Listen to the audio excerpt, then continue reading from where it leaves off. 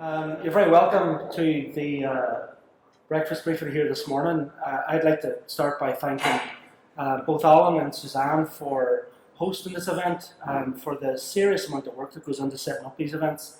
And I think it's fantastic that CIF has been leading the way now for a number of years in this field and has been driving quite a number of us stakeholders into the room before we even felt that there was going to be a serious mandate for it from government. So I think the position we're in today is really in a strong position. The industry is aware, the industry is becoming much more collaborative and much more expertise in this space. And a lot of it is down to the work that CIF have done over the last number of years. So the very first thing I'd like you to do is show your appreciation to the guys for the amount of work that they've put in, please.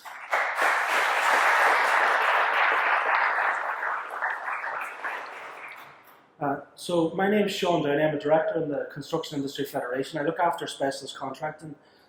That's really encompasses all the specialist trade contractor associations, so from the mechanical, electrical, right through to the master crafts groups. And it's great to be talking at these events because I get a lot of feedback from different stakeholder associations, and I can test the water as well with a lot of different contracting organisations that we may not see throughout the year, but that we can hear from different experts that are working in companies at these type of events and pick up a temperature about how well things are going. So this morning I'm going to speak very briefly, just give you a basic introduction, and that'll be followed then by a presentation by Downey from Cody Architects. Donald is going to talk from the lead designer's perspective on the project this morning, and that'll be followed then from a contractor's perspective by Killian Kelly, who's the BIM manager for CISC in Ireland, also works with the team in the UK. Enda Garrity from CISC is project engineer. He's a BIM engineer specifically that was hired for this the CERC project in Limerick.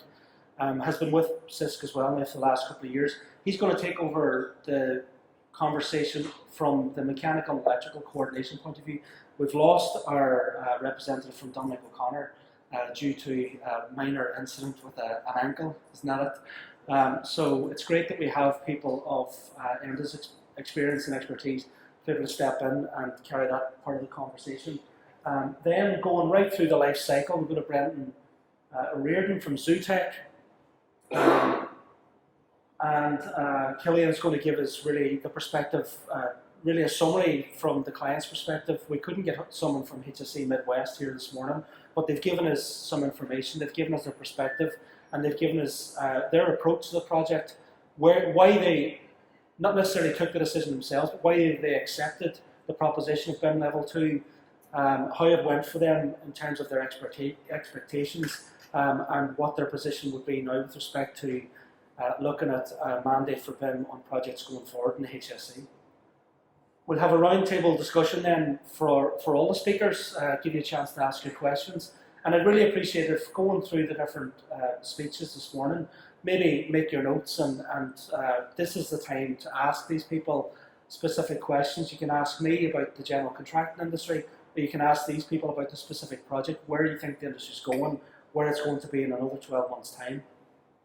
Then we'll wrap up with Dr. Brian McCauley, who's going to give us an update on the BICP project, which again is fantastic because it's evidence-based data. It's mapping out exactly where the implementation of BIM is, not just in Ireland, but relative to other jurisdictions. And that's something, in terms of the work that myself and Alan have been doing as part of the National BIM Council, it's one thing that has always been very important. Where are we with respect to other jurisdictions? What models have they adopted elsewhere?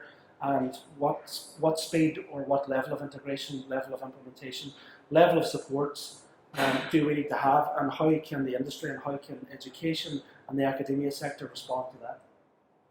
Then I'll close with a very few short words. I won't be very much at that stage. So just moving on.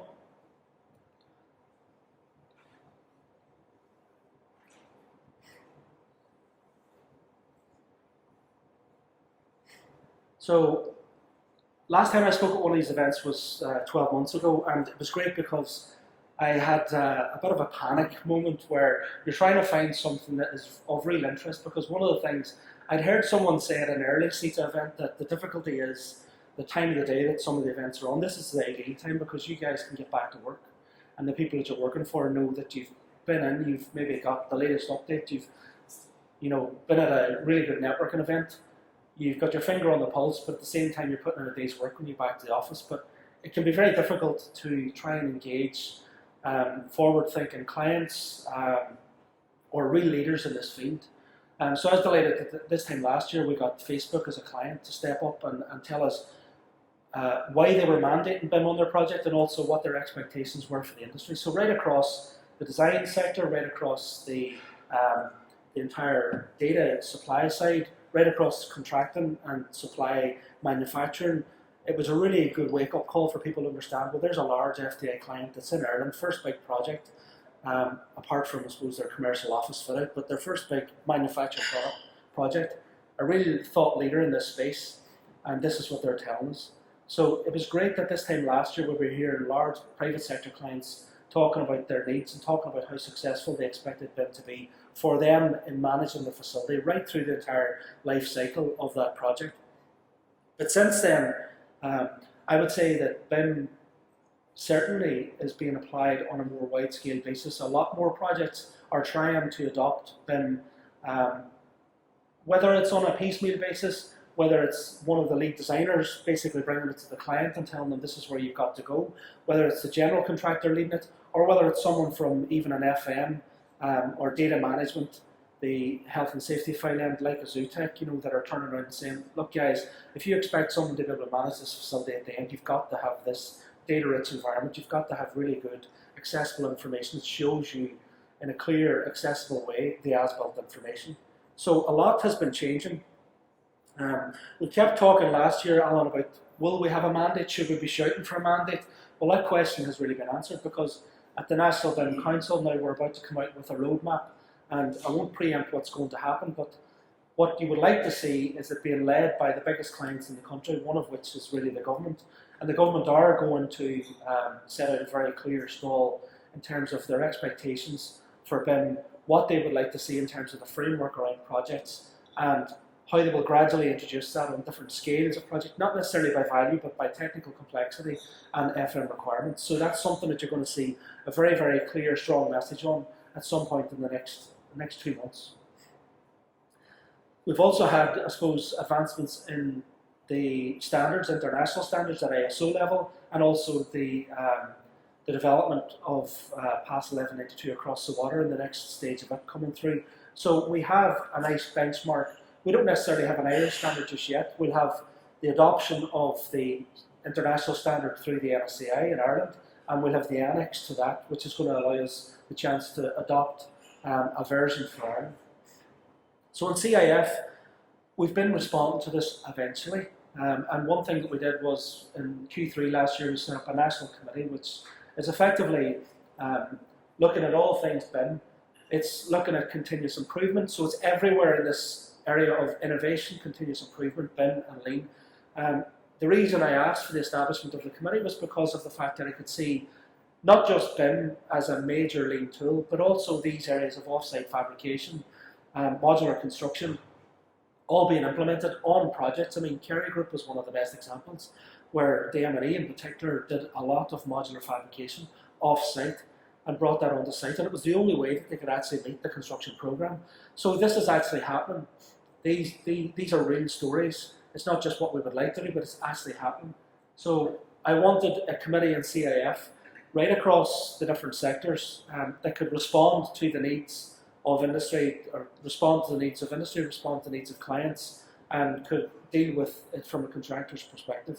And that's what we had. So that was established late last year.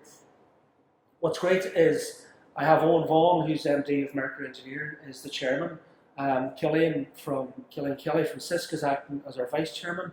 And it's great because we have some serious heavy hitters from right across the general contracting industry, main contractors, from development, from the civil engineering sector, from the mechanical and electrical, which is quite heavily represented, from specialist envelope, and on a regional basis as well. So it's not just those that are centred in Dublin or looking at large FDI, but we have regional housing contractors that are really looking at possibly the introduction of BIM on large-scale multi-unit developments, but also how can they maybe look at a lean program to really cutting out the waste, identifying the waste in their value stream, and trying to develop their capacity in that respect. That's the work plan that we've identified. So I suppose the big thing is really trying to get a common language and developing just basic guides for contractors. Yes, there are a lot of really, really good documents that are out there in the PASS suite. There are other guides that have been developed here in Ireland, but it can be very daunting for people just opening up an 84-page document, no matter how well presented that document is in layman's terms. So we're looking at very easy to, like they're almost the Ladybird guides, for people just to open up and understand the technical structure of BIM and how the different naming conventions or protocols actually work together and what they actually mean. They'll also look at the different standards that are being developed in Ireland and where Ireland should sit from a contractor's perspective, because this room is really just looking at it quite internally as contractors. Yes, it will engage with other groups. We look at the other agencies. Ralph leads the NSCI's committee, is chairman of it, and we have representatives on that committee. So it'll be very important that we're right across all the different groups that are dealing with standards, that are dealing with the forms of contract, procurement methods when that eventually becomes an area for consultation. So this group, I think, is going to be very important from the CIF's perspective, and it'll try and deal with all these changes as they're advancing and try and give a progressive contractor's perspective. Last thing then is, as I said, these are the how-to guides. So the two that we're working on at the minute, we have a final draft almost ready to go. Very basic, just a guide to the standards and policies, which deals with the terminology. It just tries to explain to people when you see certain things mentioned in tender documents, like BIM Level 2, what does that mean? What does it mean and what should you be looking for? And the second one there, which is probably difficult to read, which is the next big thing that a contractor asks for. The commercial team asks for, what does this mean to us in terms of a contractor? What are the resources that are going to be required? So bidding for BIM. So it's the next step in the guide, which is basically explaining to people, I have to be very honest now, it's stealing, or should I say, the best ideas are a development of another really successful idea. So we borrowed Mr. Montague's guide to the BIM protocol and looking at really your checklist for BIM. So that was a generic one that was looking at it from across the industry. So we kind of interrogated that, and from a contractor's perspective, tried to say to someone, if you are given the works requirements for a bid, you see something up on e-tenders, and your manager or your director says to you, what does that actually mean to us as a company? What are the resources? What's our commitment? What do we actually have to deliver? And what does the client actually understand? What are they asking us for? And can you interrogate those documents to make sure that we ask the right questions before we put a price down on paper? What do our prelims need to involve? So that, we think, will probably give contractors a very good perspective in terms of where they need to start, or whether or not they can bid the job at all. Are they competent enough to go after it, or do they have enough resources, or are they simply going to be uncompetitive? Uncompetitive might not be a bad thing, because the worst position you can find yourself in, as some people do, is find yourself winning a job and you've no idea really what those requirements are until you're on site. So that's where we are in terms of policy, that's where we are in terms of development. We're gradually trying to bring people up by the bootstraps. We have a lot of contractors that are extremely well advanced, and what we're trying to do is try and, I suppose, spread that, and through just osmosis, trying to get people into the room to listen to their competitors, listen to how advanced they are, listen to how well they've done on projects, listen to the mistakes that they made, and listen to the challenges that they came across, so that they're not afraid to ask clients the hard questions before they bid jobs and when they're on site. So that's me, that's the introduction to today's session.